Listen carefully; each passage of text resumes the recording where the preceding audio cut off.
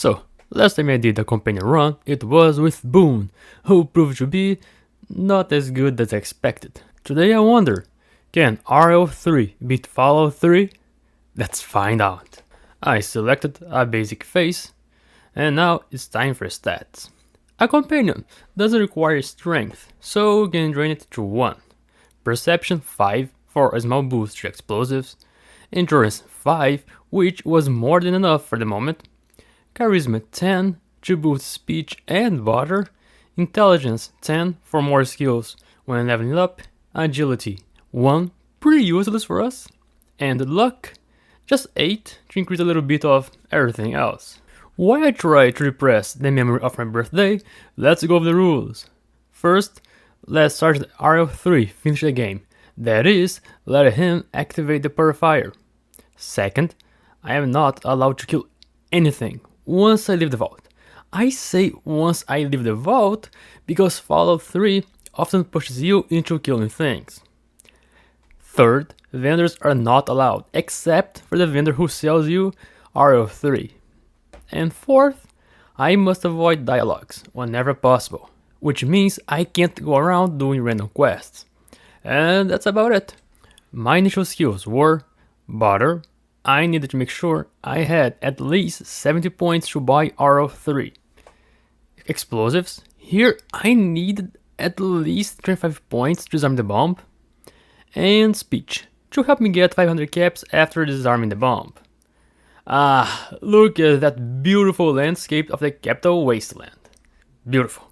When I hit level 2, I put all my points to butter, and I selected the intense training perk to increase in 1 point endurance. Next, I headed to Megaton, where there was a semi-mandatory dialogue. I say semi-mandatory because you can avoid the dialogue, but it also triggers if you get too close. Anyway, I needed at least 500 caps to buy Sergeant RL-3, and disarming the bomb was the quickest way, plus the XP to reach level 3. Here, as you can see, Lucas Sims will give you 100 caps if you disarm the bomb, but if you pass a speed check, he will give you 500 instead. On my first try, I failed the speed check, but because Fallout 3 doesn't have a solid speech system, just probability, I reloaded the game and got it on my second try. 1 bomb disarmed later, plus 500 caps to my name, all I needed was to make my way to Robico facility, where you'll find RL-3. Also, I didn't get enough XP to level up, so discovering a few places was enough to get the remaining XP. At level 3, I increased butter just enough to have a little more than 70. Then, I put the rest into medicine and science. I also select Daddy's Boy for plus 5 medicine and science. Now, there are 2 things you need to acquire Sergeant RL-3. First, neutral karma, and second, 1000 caps. But if you have at least 70 points in butter, you get a bar option that lets you buy RL-3 for half the price. And there he is, Sergeant RL-3. First, I went to the nearest convenience store, where I found a few healing supplies.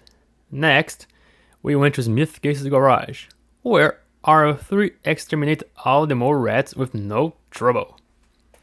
Inside Vault 112, there was one mandatory dialogue, with a RoboBrain, who asks you to put on the Vault suit before entering the launch. Because RL-3 can't enter Tranquility Lane, he ordered me to do it for him. Once inside, I headed straight to the abandoned house to activate the failsafe. Not a single word was spoken, and doing so doesn't count as killing those people. When I exited Tranquility Lane, RL-3's true dad forced me into a conversation. But Sergeant RL-3 is independent, and has never needed his father, so we left without him. At level 4, I left medicine and science at 50 each, and I selected the Child at Heart perk to avoid unnecessary dialogue. Before progressing on the main story, I had to mark a few places on the map, like Little Lamplight for later. On my way to the next location, RL-3 decided to bring justice and democracy to some raiders. Eventually, we arrived at Canterbury Commons, the home of the Mechanist and the Antagonizer.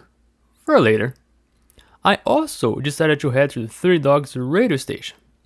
Not because I would be doing his quest, but because I wanted to see how well, or poorly, RL-3 would do against the Super Mutant Behemoth. And, honestly, for someone who exterminated an entire school full of super mutants, I shouldn't have been surprised that he was, indeed, able to defeat the Behemoth. Yeah, okay, sure, the mutant got stuck and the Brotherhood helped, but it still counts as a win for the best Mister Gutsy in the US Army. Next, it was a simple stroll to the Jefferson Memorial. We decided to exterminate all threats there, as a way to avoid the scientists asking us to do it later. What a glorious day! I must say, at some point I was worried that the game might have been on easy. But no, it was still on normal. I guess he's just that strong. I noticed that if James is already inside Rivet City, then I won't need to speak to the intercom to lower the bridge, making it only one dialogue instead of two. That's nice to know. RL-3 here was really interested in the conversation between his father and lover. Back at the memorial, it was as simple as ever, just activating a few triggers here and there. I also tried to see what it would be like playing the game from a top-down view. It was a nice and short experience, though some switches might be tricky to activate. I might try a challenge like this someday. It looks like fun.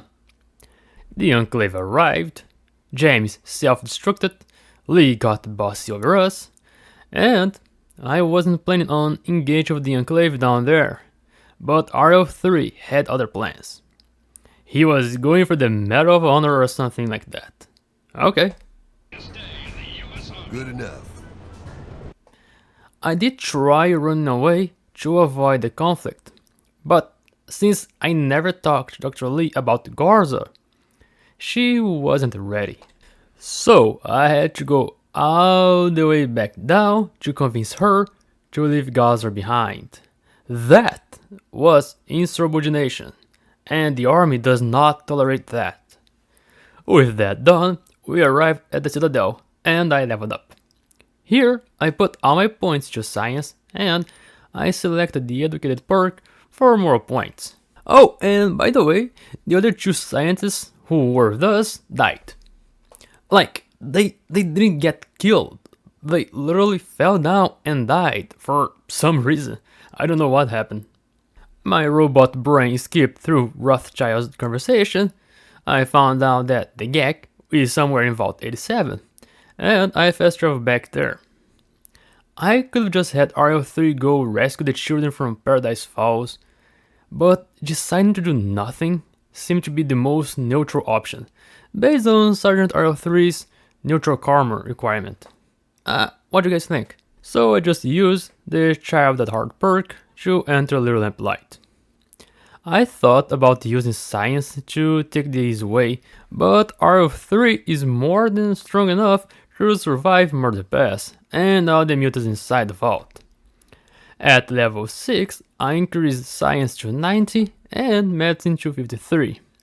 Here, I also selected the comprehension perk to get +1 point from reading books, which I had been collecting for a while. Sure, I wouldn't be using those skills, but free is free, right?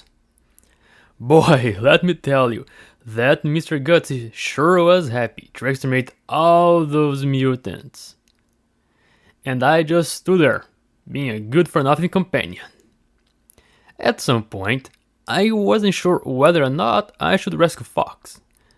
I wouldn't use him to get the GEC. Upstairs, I activated Terminal to unlock the storage room, where I found one advanced radiation suit after picking up some Radaways. Well, after seeing more super mutants getting killed, I decided to go back and 3 Fox, but that was it. Somehow I managed to avoid his dialogue.